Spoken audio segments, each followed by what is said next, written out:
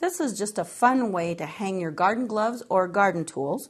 You're going to need a wooden spoon. You're going to want to paint the bowl of the spoon yellow, the back side of the bowl, and I like to paint the whole spoon, and paint the stem green. When you're finished painting it, especially if you're using a craft glue that's good for children, you're going to need to seal it. You can just take a paintbrush and brush on something like Mod Podge or some form of sealant and let it dry. When it's completely dry, you're going to want to design your petals.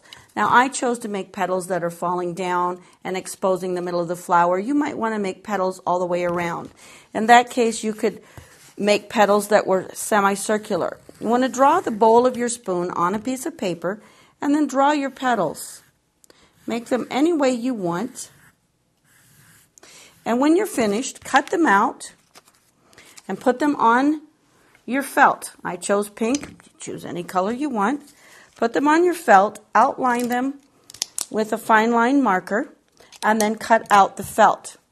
When you're done cutting out all of your pieces, you want to lay them around your spoon the way you want them before you glue them on. Once you have them all laid on, then you want to glue them on. I like to use a tacky glue when I'm using felt or fabric because it seems to adhere better and soak into the product, and you're going to have a better seal on it. When you're finished with that, you're going to want to place your bead and your skewer. So you want to use a very fine bit on your drill, and make sure you have it someplace where you can drill through it and not hurt anything beneath it. Find where you want to put it. Set your drill bit and drill through. Try not to take your drill bit off when you do it. And then put your skewer in. When your skewer is all the way, take your scissors and clip it off. Put your bead on. Drop some glue down into that, and you can even glue around your skewer first and put it in. That's going to be something that's going to be more secure and hold it better than if you just glued the bead on. Then you're ready to embellish this part of your spoon. I use these little shell buttons, but you could use little beads or anything you want. And then I also used my marker to make the little dots on it, but you could use a very fine paintbrush and some black paint as well.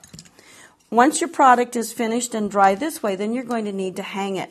Now, for something that's going to hold something a little bit heavy like gloves or a tool, I would want to put in one of these little screw eyes. And as you put it in, you screw it down at an angle, it won't stick out very much farther than your bowl, so it'll hang well on your wall, and it'll also be a little more secure. But you can also take a loop of ribbon. That's probably long enough right there. Clip it off.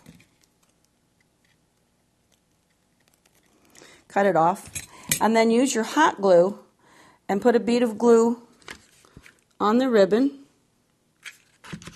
And also turn it over then and put that glue right there on your spoon. And then take your skewer or something, press it down so that the glue is really secured there. Again, if you have painted something, the ribbon may not hold as well with the hot glue as the skewer. So if it's very light, a ribbon is a great way to hang it.